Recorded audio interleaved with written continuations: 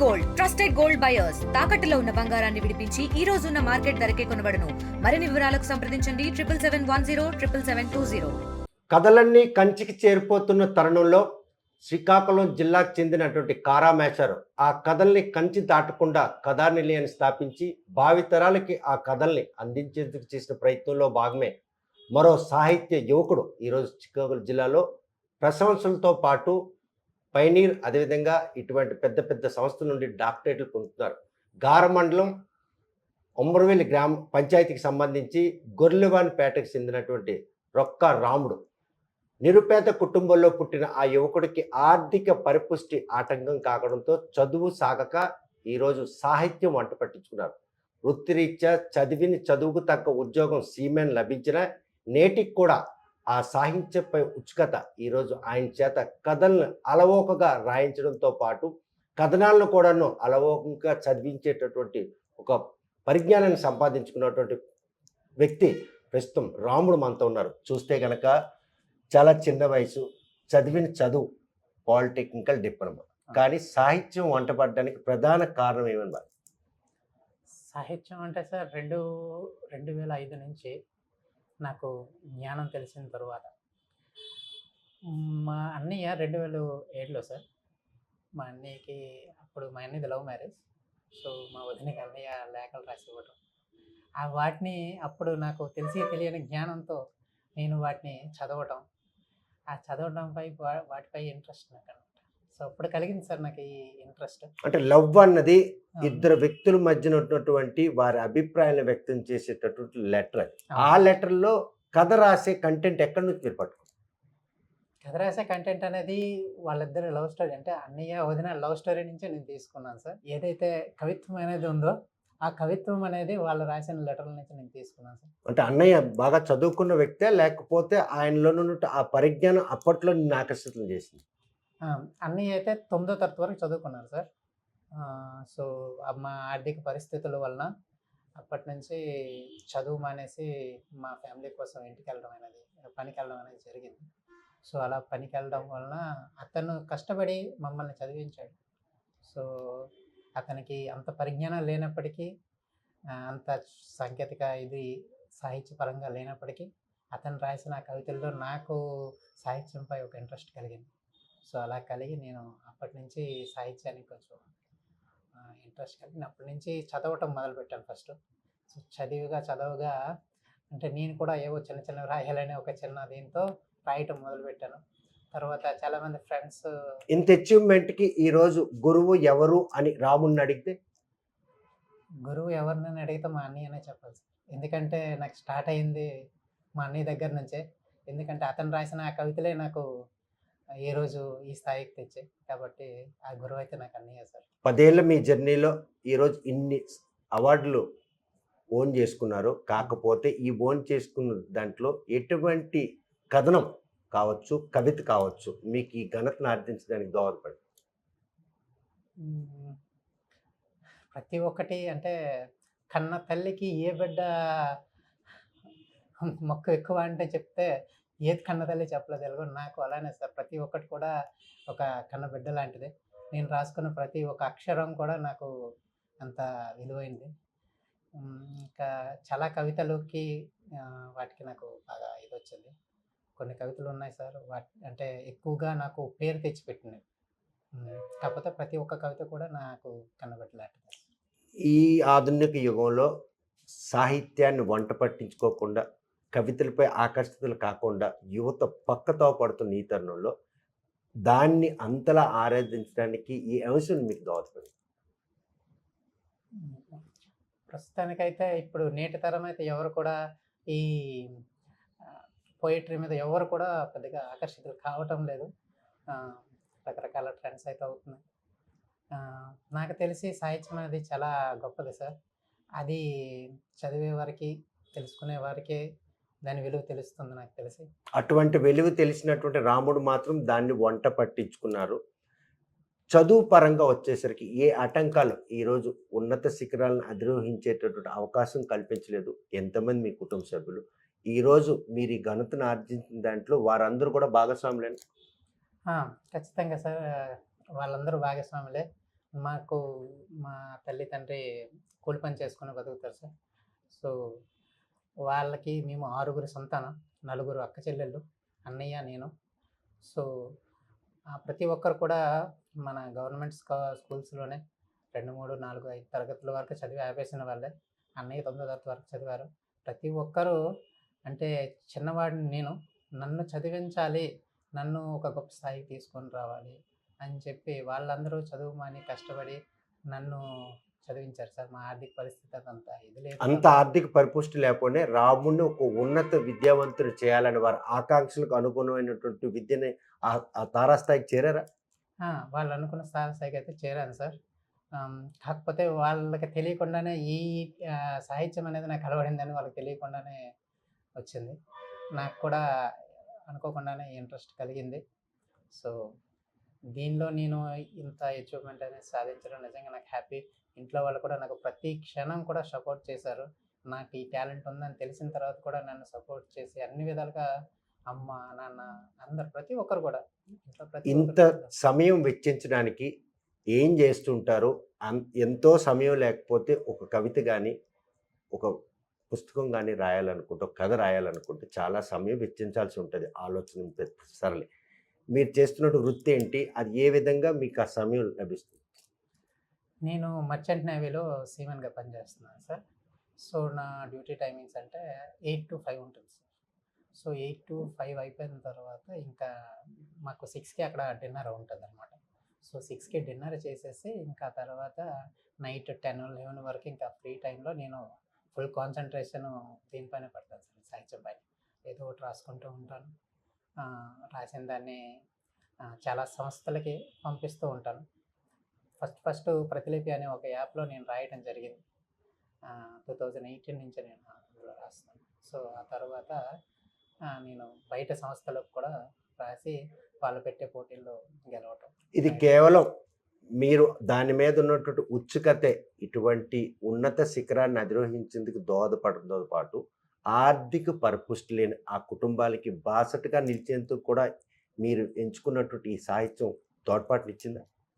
ఖచ్చితంగా ఇస్తుంది సార్. ఎందుకంటే నేను రాసే కథలు ఈరోజు నేనంటే ఒక డైరెక్టర్‌గా నేను చేసే ఏదైతే నేను అనుకుంటున్నానో, నా ఇమాజినేషన్‌లో ఉన్న స్టోరీని నేను ఈరోజు స్క్రీన్ మీదకి తీసుకెళ్ళాలని ట్రై చేస్తున్నాను సార్. ఇప్పుడు ప్రెజెంట్ నాకు ఒక 3 షార్ట్ ఫిల్మ్స్ ఇవవుతున్నాయి, షూటింగ్ అవుతున్నాయి. సో ఇంకో 3 షార్ట్ ఫిల్మ్స్ కూడా రెడీగా ఉన్నాయి. సో ఈ 3 కంప్లీట్ అయ్యాక వాటిని అటు సాహిత్యం, ఇటు కథలతో పాటు ఏదైతే మీరు షార్ట్ ఫిల్మ్ అంటే ప్రెజెంట్ జనరేషన్‌కి అనుగుణంగా మీకున్నటువంటి పరిజ్ఞానాన్ని వాళ్ళకి చేరువ ఉద్దేశమే ఈ షార్ట్ ఫిల్మ్ ట్రాక్ పక్కకు మళ్ళింది. అవును సార్. నాకేదైతే ఈ సాహిత్యం మీద ఉన్న పట్టు, వాటిని ఇప్పుడున్న ట్రెండ్‌కి సరిపోయినట్టుగా షార్ట్ ఫిల్మ్స్‌లో, రీల్స్‌లో ఇలాంటి వాటిలో నేను ట్రెండ్ చేయాలనుకుంటున్నాను. సో అందుకనే ఈ త్రోవను కూడా నేను ఎంచుకోవడం జరిగింది. అంటే పుస్తకాలు చదవట్లేదు, కథలపై ఆసక్తి లేదు, సాహిత్యంపై కనీసం శ్రద్ధ తీసుకున్నటువంటి ఈ రోజుల్లో ఏదైతే షార్ట్ ఫిల్మ్ కనెక్ట్ అవుతున్నారు జనరేషన్‌కి తగ్గట్టుగా అటువంటి ఫిల్మ్‌లు రూపొందించడానికి ఆ ప్లాట్‌ఫార్మ్‌ని ఎంచుకున్నారు. అవును సార్. ఈ రోజుల్లో అసలు బుక్స్ అంటే చాలా తక్కువ మంది చదువుతున్నారు. చాలా తక్కువ మంది. మనం చూసినట్లయితే ప్రతి చిన్న పిల్లవాడి చేతిలో కూడా మొబైల్ అనేది ఉంటుంది. రోజంతా రీల్స్‌ని స్క్రోల్ చేస్తా ఉంటారు. సో ఇది ప్రెజెంట్ సోషల్ మీడియా అనేది చాలా మంచి ప్లాట్‌ఫార్మ్ అని అనుకుంటున్నాను నేను. సో అందుకనే నా ఈ సాహిత్యాన్ని నేను ఈ విధంగా షార్ట్ ఫిల్మ్స్ రూపంలో రిలీజ్ చేద్దామని చెప్పేసి ఈ త్రోవని నేను ఎంచుకోవడం జరిగింది. చిక్కోలు సాహిత్య ప్రియుడు అంటే రాముడు ఎవరి పేరు ముందుగా మననం చేసుకుంటారు? పరవస్తు చెన్నై చేసి నాకు అతని రచనలు చాలా బాగా నచ్చుతాయి. సో నేను చిక్కోలు సాహిత్య ప్రియుడు ఈరోజు కథల్ని కంచికి కూడా దాటకుండా కట్టడి చేసి నిక్షిప్తం చేసి భావి భారత పౌరులకి అందజేసేందుకు చేసినటువంటి ప్రయత్నంలో చిక్కోలు జిల్లా ఘనతను ఆర్జించినటువంటి ఒక వ్యక్తి. చిక్కోలు జిల్లా అంటే కాళీపట్నం రామారావు సార్, కారా మాస్టర్ గారు. ఆయన కథల్లో ఏ పుస్తకం మీకు ఆకర్షణ చేసింది? ఆయన రాసిన కథలు కావచ్చు, ఆ సాహిత్యానికి ఉన్నటువంటి ఆ స్మెల్ ఉంది, దాన్ని ఎక్కడైనా మీరు కనెక్ట్ అయ్యారా? చాలా రచనల్లో నేను కనెక్ట్ అయ్యాను సార్. ప్రతి ఒక్కటి నేను చదువుతూ ఉంటాను. అంటే అతని రచనలన్నీ నాకు చాలా బాగా నచ్చుతాయి. సో సో నేను అతను చదువుతుంటాను. అంటే ఇది ఖచ్చితంగా నాకు అద్భుతంగా నచ్చిందని నేను చెప్పలేను. కానీ ప్రతి ఒక్కటి అద్భుతంగా నచ్చిందని చెప్పగలను సార్. 96 ఏళ్ల వయసులో కూడా ఆయన పుస్తకాలు రాస్తూనే ఉన్నారు. సాహిత్యాన్ని పరిరక్షించడానికి ఆయన చేసినటువంటి ప్రయత్నం చివరి ఊపిరి వరకు కూడా కొనసాగించారు. అవును సార్. కానీ ఈరోజు ఆయన బతికుంటే రాముని చూసి ఆనందించకపోయినా కూడా ఆశ్చర్యపోక్కర్లేదు అనుకుంటే సార్ ఆశ్చర్యపోవాల్సిన అవసరం లేదు సార్. ఎందుకంటే ఎవరిలో ఏ టాలెంట్ ఉందని ఎవరికీ తెలీదు. కాకపోతే అభినందించేవారేమో అనుకుంటున్నాను సార్. ఎందుకంటే ఇప్పుడున్న జనరేషన్‌లో ఒక సాహిత్యానికి విలువ ఇచ్చే మనిషి దొరకడం, సాహిత్యం నేర్చుకున్న మనిషి దొరకడం అంటే ఖచ్చితంగా అభినందించేవారని అనుకుంటున్నాను. చూస్తే కనుక సినిమా కథలు రచించడం కావచ్చు, పాటలు కావచ్చు, అదేవిధంగా ఈ నవలలు ఇవన్నీ కూడా వాటికి కాలం చెల్లింది అంటే రాముడే అంటారు. ఖచ్చితంగా కాలం చెల్లుతుంది సార్. చాలామంది సాహిత్యంపై ఇంట్రెస్ట్ అయితే లేదు. కాలం చెల్లుతుందని తెలుగు భాష కూడా అంతరించిపోతుంది. తెలుగు భాషను కూడా పరిరక్షించుకోవాల్సిన బాధ్యత, సాహిత్యాన్ని కూడా ఎంతో విలువైన ఈ సాహిత్యాన్ని చాలా విలువైనది సార్ సాహిత్యం అనేది.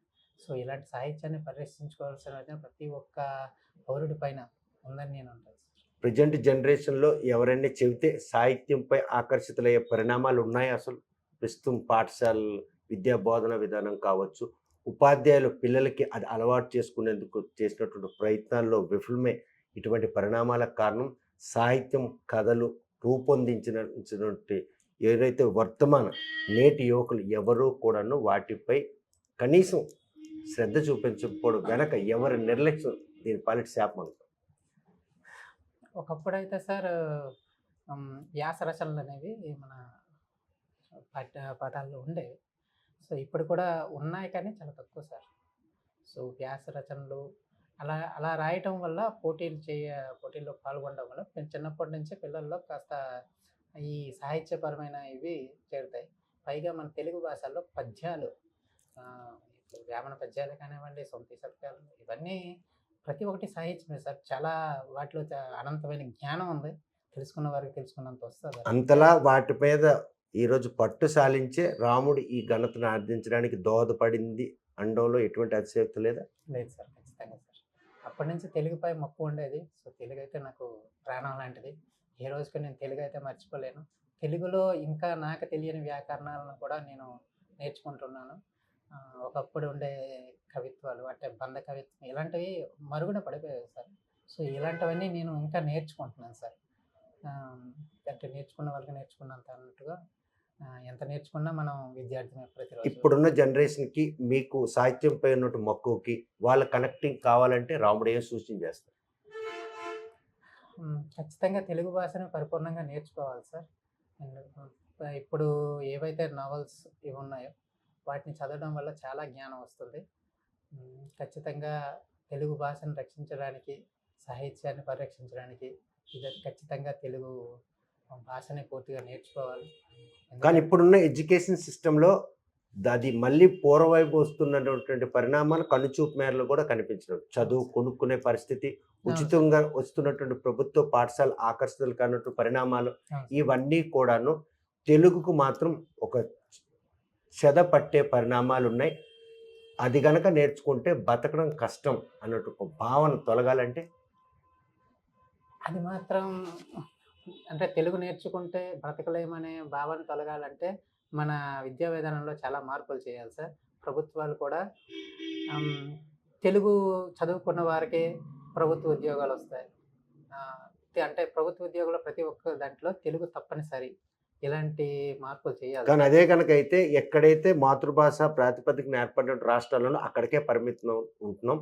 జాతీయ అంతర్జాతీయ స్థాయిలో కాంపిటేటివ్ మోటోకు పనికి రావట్లేదు కాబట్టి ఇంగ్లీష్ మాధ్యాన్ని వేదిక చేస్తుందని చెప్పేసి ప్రభుత్వాలు చెప్తున్నాయి. సో ఈ పరిణామాలను చూస్తే తెలుగుకి అంత ఆదరణ లేదన్న ఒక పరిణామం స్పష్టంగా కనిపిస్తుంది. స్పష్టంగా కనిపిస్తుంది సార్. అందుకు మన తెలుగు రచయితల సంఘం చాలా వరకు అంటే తెలుగు భాషా అభివృద్ధి సంస్థలు కూడా చాలా ఉన్నాయి. చాలామంది మన తెలుగు భాషా అభివృద్ధిని రకరకాల సూచనలు చేస్తున్నారు సార్. సో ఇప్పుడు మన ఇండియన్ లాంగ్వేజ్ అంటే హిందీ అని చెప్తాను, నేషనల్ లాంగ్వేజ్. అది అఫీషియల్గా కాకపోయినా సరే మనం నార్మల్గానే హిందీ అనే చెప్తాం. సో అలాంటిది మన తెలుగు రావాలని చాలామంది పాటుపడుతున్నారు. కానీ చాలా- భాషా ప్రాతిపదికన ఏర్పడిన రాష్ట్రాల్లో ఆ భాషని మాతృ తల్లిగా పూజిస్తాం. పూజిస్తాం. కానీ బతుకు తెరువు కోసం మాత్రం ఆ భాష ఈరోజు పనికి రావడం లేదు అన్నటువంటి పోకడ నడుస్తుంది. ఆ నేపథ్యంలో ఇంగ్లీష్కి ఆకర్షితులు అవుతున్నారు. నిజమేనా? అవును సార్. ఇప్పుడైతే ఇంగ్లీషు ప్రతి ఒక్క దగ్గర ఒక ఇంటర్నేషనల్ లాంగ్వేజ్ అయ్యి ప్రతి ఒక్క దగ్గర ఇది అవుతుంది. ఇంగ్లీష్ నేర్చుకోవచ్చు సార్, కాకపోతే ఏంటంటే తెలుగు మర్చిపోకూడదు. ఉం. కన్న తల్లిని మర్చిపోయినట్టే తెలుగు మర్చిపోవడం అంటే. కాబట్టి ఇంగ్లీషు నేర్చుకున్నప్పటికీ తెలుగుని కూడా నేర్చుకోవాలి. ఎందుకంటే ఇది మన మాతృభాష. మన కన్న తల్లి మనకు నేర్పిన భాష, ఉగ్గుపాలతో నేర్పిన భాష. ఇలాంటి భాషను మనం మర్చిపోతే కన్న తల్లిని మర్చిపోయినట్టే. సో కాబట్టి తెలుగు భాషను నేర్చుకున్నట్లయితే తెలుగు భాష ఎంత అందంగా ఉంటుందో, ఎంత వర్ణించినా మనకి తరగదనమాట. సో అలాంటి తెలుగు భాషను నేర్చుకోవటం వల్ల ఆటోమేటిక్గా సాహిత్యంపై కూడా ఇంట్రెస్ట్ వచ్చేస్తుంది సార్. చూస్తే కనుక ఏ సాహిత్యంపై ఉన్నటువంటి ఆసక్తి కావచ్చు, ఉత్సుకత ఈరోజు రాముణ్ణి ఇటువంటి ఒక గుర్తింపును తెచ్చింది. లైఫ్లో ఈ సాహిత్యాన్ని పట్టుకుంటూ ముందుకు నడిచిన రాముడు ఏం సాధించబోతున్నాడు అని ఎవరైనా అడిగితే ఖచ్చితంగా నేనైతే డైరెక్టర్ అవ్వాలనుకుంటున్నాను సార్. ప్రజెంట్ నేను సైలర్ క్రియేషన్స్ అని ఒక చిన్న యూట్యూబ్ ఛానల్ పెట్టేసుకొని స్టార్ట్ చేశాను. సో దీనిపైన నేను కొంచెం డైరెక్టర్గా ఇదయ్యి ఫ్యూచర్లో ఒక పెద్ద డైరెక్టర్ని అవ్వాలి. సాహిత్యపరంగా కూడా చాలామందికి నేను హెల్ప్ చేయాలి. నేను అన్ని విధాలు దాని గురించి పాటుపడాలనుకుంటున్నాను. తెలుగు భాష అభివృద్ధి కూడా నేను అన్ని విధాలుగా కృషి చేయాలనుకుంటున్నాను. ఖచ్చితంగా చేస్తానని చెప్తాను. చూస్తే కనుక ప్రస్తుతం తన అన్న ఎవరైతే వదినిగా భావించినట్టు ఆమెకు రాసినటువంటి ఆ ఏదైతే ప్రేమలేఖలను చదివినటువంటి రాముడు మాత్రం వాటిని కొలమానంగా తీసుకొని అన్నను గురువుగా భావించి ఈరోజు మాత్రం ఒక సాహితీ ప్రియుడిగా ఎదిగి ఎంతోమంది మన్ననలు పొందుతున్నారు. ఒక నిరుపేద కుటుంబంలో పుట్టి సాహిత్యానికి ఆకర్షితుడైన ఈ జనరేషన్ తెంచిన రాముడు మాత్రం 10 మందికి ఆదర్శం కావాలి. సాహిత్యం ఈరోజు కనుమరుగైపోతుంది. కథలు, అదేవిధంగా పద్యాలు ఇవన్నీ కూడాను పుస్తకాలకే పరిమితం కాకుండా వాటిని దినచర్యలో భాగంగా చదువు చెప్పే బోధకులు లేక విద్యావంతులందరూ కూడా వాటిని ఆకర్షితులు కానున్నటువంటి ఈ నేపథ్యంలో ప్రస్తుతం మాత్రం అలనాటి ఆ వైభవాన్ని మాత్రం ఈరోజు సాహిత్యాన్ని తెచ్చేందుకు రాముడు లాంటి వ్యక్తి చేస్తున్న కృషికి ప్రతి ఒక్కరు కూడా ఆకర్షణలు కావాలి. సాహిత్యాన్ని పరిరక్షించుకున్నాడే తెలుగు ధనానికి మాత్రం ఒక కొత్త అందం వస్తుందన్నటువంటి ఆయన ఆశలకు అనుగుణంగా అందరూ ఆకర్షితులు అవుతారని ఆశిద్దాం. మరోవైపు చూస్తే సాహిత్యంపై ఉన్న మక్కువ భవిష్యత్తులో ఆయన మాత్రం ఒక డైరెక్టర్గా కావాలని ఆయన ఆశయానికి ప్రతి ఒక్కరు కూడా ఆశీర్వదిస్తారని ఆశిద్దాం. వీడియో జర్నలిస్ట్ రామకృష్ణతో సత్యం, RTV శ్రీకాకుళం. తెలుగులో న్యూస్ కి ఫాస్టెస్ట్ యాప్ ఇప్పుడు టోటలీ న్యూ అవతార్లో జస్ట్ 5 seconds లో కంప్లీట్ న్యూస్. సోషల్ మీడియాలో ట్రెండ్స్ కి one stop solution. Live TV app voice search option తో ఇప్పుడే డౌన్లోడ్ చేయండి లేదా అప్డేట్ అయిపోండి. యాప్ లింక్ డిస్క్రిప్షన్ లో ఉంది.